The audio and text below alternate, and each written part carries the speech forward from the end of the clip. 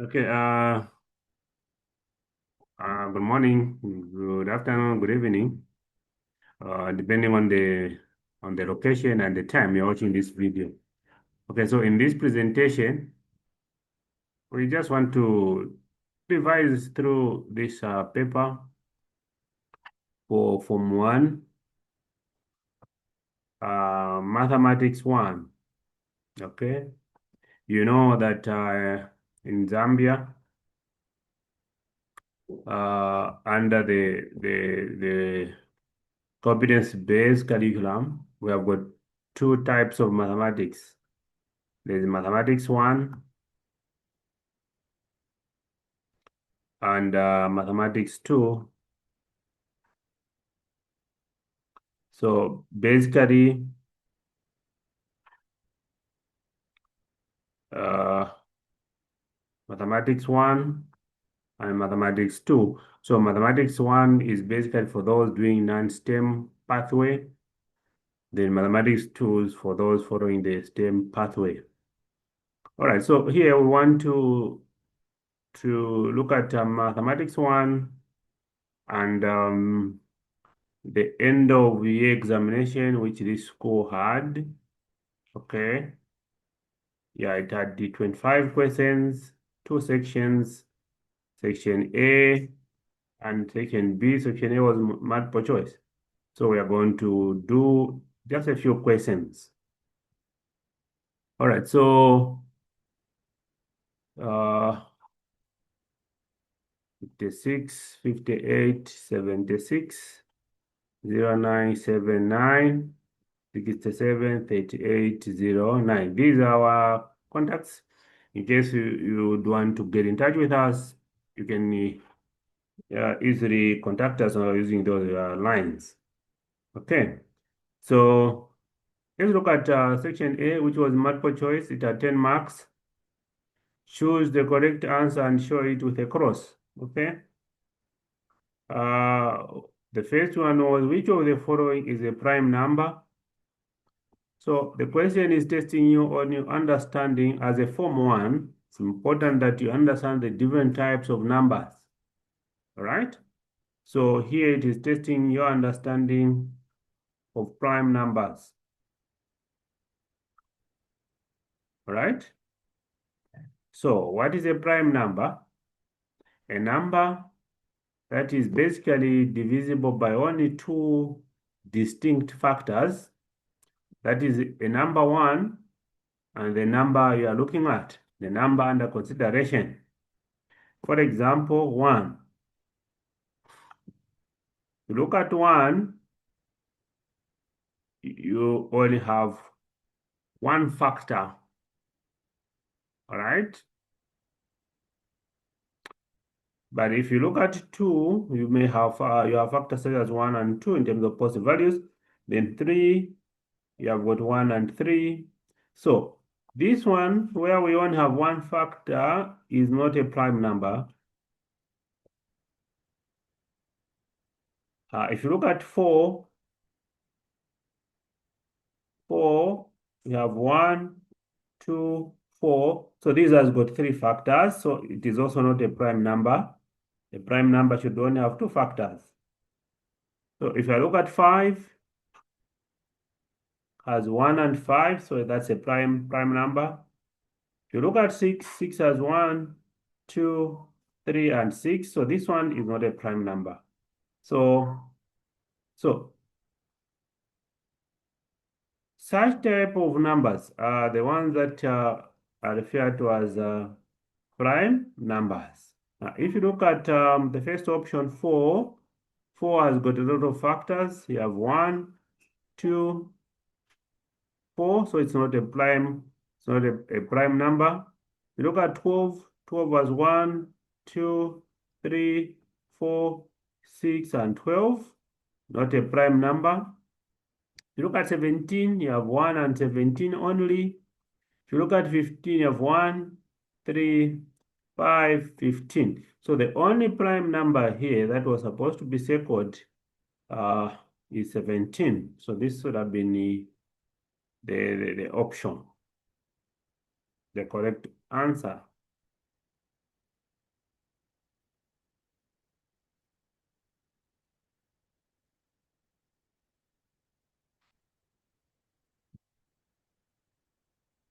Okay, so let's look at the second question.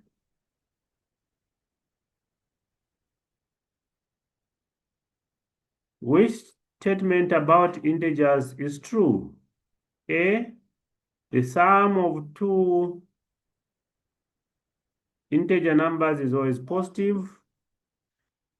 The sum of two negative integer numbers is always positive. I think this is not correct. For example, if you have -2 plus -3, this will not give you a positive. This will give you a negative. So this is not correct. The product of two negative integer numbers is always positive. Let's test -2 by -3. Of course, when we multiply these negative signs, including the numbers, we are going to get a positive 6. So this statement is correct. This statement is correct. If you look at C, the difference of two integer numbers is always negative. That may not be true, because if you say -2 minus -3, it will not always be negative. This may give you positive, right? All right. The quotient of two integer numbers is always an integer. No, it's not correct, because we may have, let's say +2 is an integer, then maybe -4 is an integer. When we divide this, the value here is -1/2. This is not an integer because it's a fraction, this one. So it's not an integer. So the statement is not correct. Number 3, round off 746.35 correct to two significant figures. So to do that, we have 746.35. So two significant figures, we start counting from the left-hand side and the non-zero digit. So we have 1, 2, you take this as 1 because greater than 5. So 1 plus 4, that's 5, 7. Then you see that after turning our two significant figures, we have got 1 digit before a decimal point. So we need to attach a 0. Therefore, this is your correct solution. Number 4, suppose that set A is this and set B has got those elements. What is A minus B? So A minus B simply means in set A, let's subtract all the elements that are in set B. So 4 in set B, we do not have 4 in set A, so we are not subtracting. 6 in set B is equally in set A, so we need to subtract 6. Then let's check 10. 10 is in B, it is equal in A, we subtract that. Let's check 12. 12 is in B, it is equal in A. So we need to remove 6, 10, and 12. So once we do that, we have 3, 5, 7, 8, 9, 11, and 13. This is our solution. Therefore, the answer is supposed to be D. All right.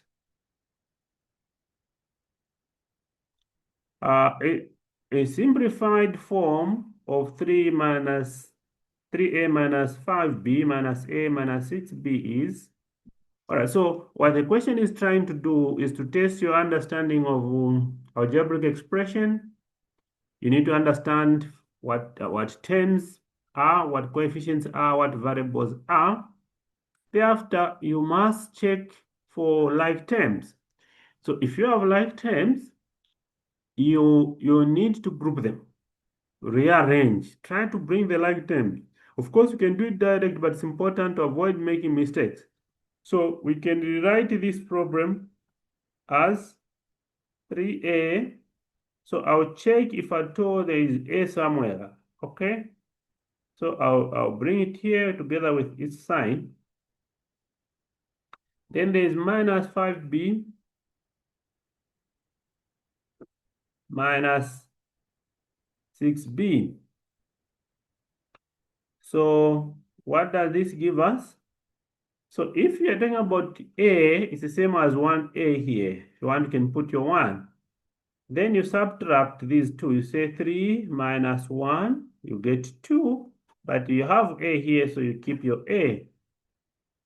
Then here, negative 5b minus 6b, you deal with negative 5 and negative 6. So negative 5 minus 6 will take you to negative 11. But since there is b, you also attach a b. So therefore, this one becomes your solution.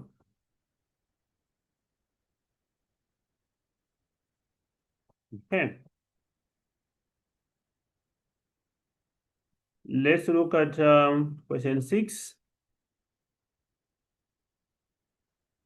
So given that the transpose of matrix A is that, so in other words, if I transpose a matrix A, we are having 3, 1, 4, 2. Okay? This is our solution. Now, we are asked to determine what A is. To do that, we need to transpose this matrix again. So when we transpose this matrix, we are going to get matrix A, right? Yeah. So you have to transpose the transpose itself. So in other words, A is equal to the transpose of, we need to find the transpose of this matrix.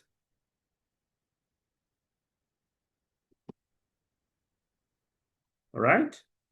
And you convert the rows into columns. So you have got 3, 4, 1, 2. So this was the original matrix. And in this regard, I think it was B.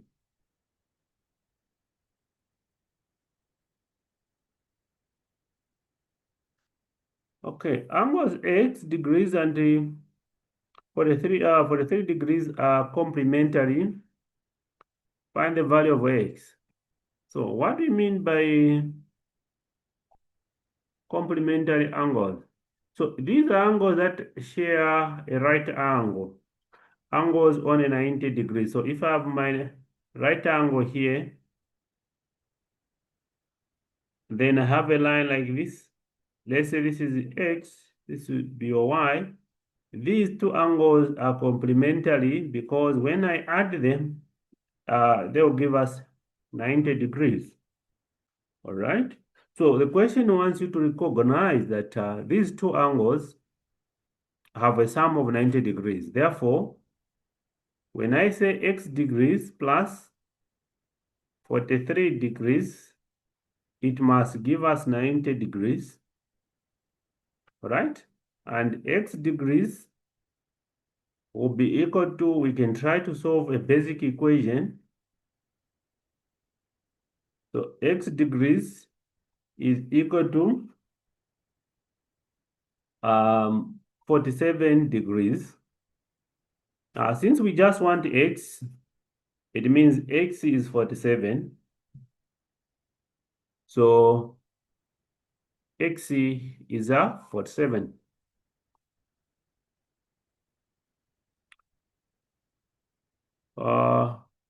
Which of the following best describes the angle of elevation? Okay.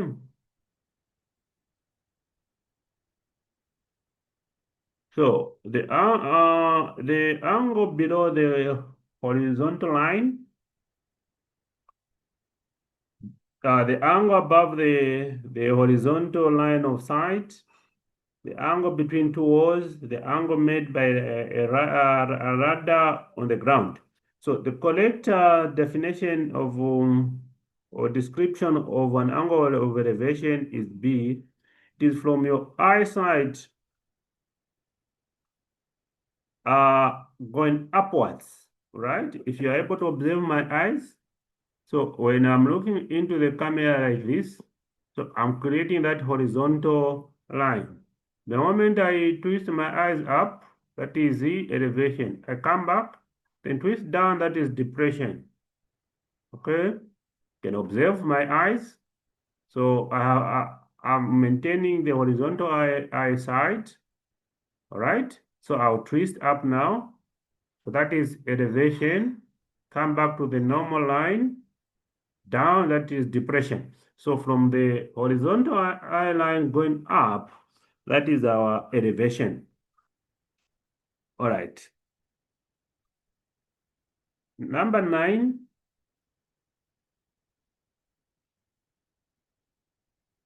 gambling is an addictive and bad behavior. All right? Is an addictive and bad behavior. For instance, it could be football or soccer betting. That can lead to serious financial and personal problems. As a gambler, if you place a daily bet of 230 kwacha for 14 days and lose each time, how much money have you lost in total? So every time you every day you place a bet of 230 to lose, and you do that for 14 days. It's a very simple question. How much have you lost in total? So we have 230, you multiply by 14. So you can ignore the zero and just say 23 you multiplied by 14. So 4 by 3, that's 12. 2, we keep a 1. 2 by 4, 8 plus 1, 9. Then we use 1, 1 by 3, that is 3. 1 by 2, that is 2. Then we add, you can place a 0 here. 2, this will give us 12. This will give us 3. But we left this 0, so you attach the 0. So you'll have lost this amount, 3,220. So this is how much you'll have lost.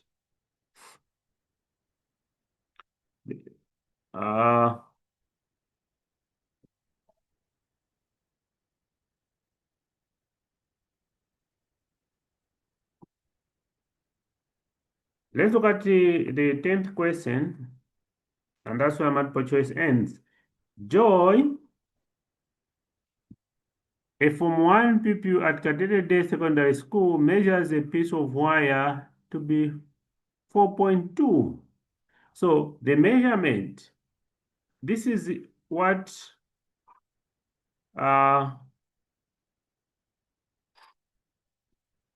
Joy has measured, all right? Her measurement is 4.2. This is what she has found.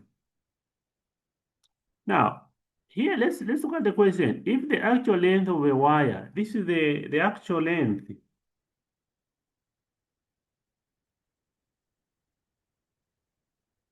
all right, is 4.0. So you have a piece of wire here. We call it AB. Now, the actual length is being verified several times, is 4.0. Then Joy, who is a pupil, is asked to measure the same piece of wire. Then she says, no, sir, no, madam, I found it to be 4.2. Therefore, we are able to see that there is a difference between what is correct or what is true and what she has given. They're different. And because they are different, then we say there is an error. Then there is an error. If they are the same, then there is no error, right? So they are different, so there is an error. What is that error? It is the error is the difference between what is true and what is recorded. But now the question is demanding that we give an absolute error, meaning that our error should always return or should always be a positive value. So we are going to say absolute error is equal to actual value. I'm just using these letters to abbreviate, minus the recorded value in absolute terms. So actual value is 4.0 minus 4.2. So what are we getting? Negative 0.2. Now, because of the two lines implying absolute value or modulus, we should retain a positive value. So this is our solution. Okay, that is our solution. So the negative is just indicating that you've gone just beyond the measurement by this formula. All right, so basically that's that. So the competence-based curriculum really is there to test your skills, your competence, as opposed to mere memorization. All right, as opposed to mere memorization. Let's look at section B, which had 40 marks. Yeah, I'm going to pick a question that is the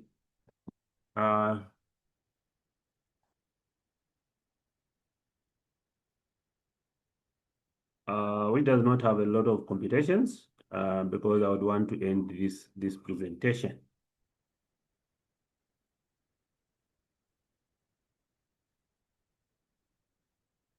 Okay, so let's look at this question 14a. The diagram below shows a pair of parallel lines and a straight line. Write a geometric reason why y is 52 degrees. All right, so they have told you already that y is 52 degrees. But what is the geometric reason? You can see that 1 and 52 are sharing on this Z shape. And we've said angles on a Z shape are always equal, right? So it means this is 52. Therefore, that's the reason why y is 52. But mathematically or geometrically, we can say these two are alternate angles. Alternate angles. All right, so that's the reason. 52 degrees and y are alternate angles.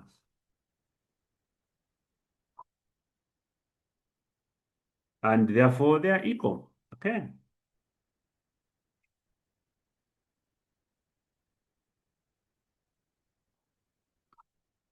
Number 14b, find the value of x and write down the geometric reason for your answer. All right? So you can see that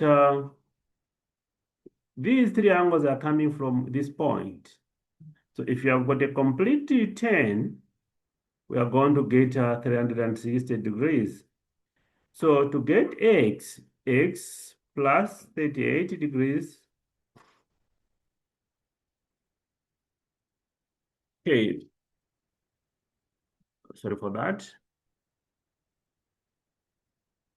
Plus 126 degrees is equal to 360 degrees, all right? Because a complete 10 is a complete revolution. So you may need to get a pencil, you do your calculations. 126 plus 38 degrees, all right? So you have 6 plus 8 being 14. So you write 4, you keep a 1. All right? Then 2 plus 3, 5, plus 1, 6. So you have got 164. So x plus 164 degrees should be able to give us 360. So if you remember in primary schools, they would, somewhere in grade 3, grade 4, grade 2, they would say box plus 164 is equal to 360 degrees. Then they would say, what is in the box? So at this level, you can't keep on saying what is in the box. So you are introduced to algebra, where we use variables to represent numerical values. We are using letters, all right? So to do that, we can apply what we call additive inverse, or to make it easy, we normally say we take it becomes a minus like that, right? But really what we've done is we've just added a negative 164 both sides. So what does that mean? You have 360 degrees minus 164 degrees. So we remain with a 5. Here we put a 10 becomes 10. We put 1 becomes 10. So we have 10 minus 4, we get 6. Then we have 5 minus 6, so we can get 2. We can get 1, remain with 2. There we have 15. Okay. So now 15 minus 6. So you're going to get 9. Then 2 minus 1, yeah, what 1? So the value of x is 196 degrees. What is the reason? How did we get this? We've just used the concept of angles at a point. At a point. Basically, that's what we've used to get that. So it's testing you to show your understanding, your comprehension of these concepts, not just solving, but you must really understand, you must appreciate what is happening. All right. Yeah, there is another question. 21. In the next video, I'll be able to finish all the questions, so you may look out for the next video. Evaluate 4x squared divided by 2x when x is 3. So if you want, you can write this as 4x squared divided by 2x. All right?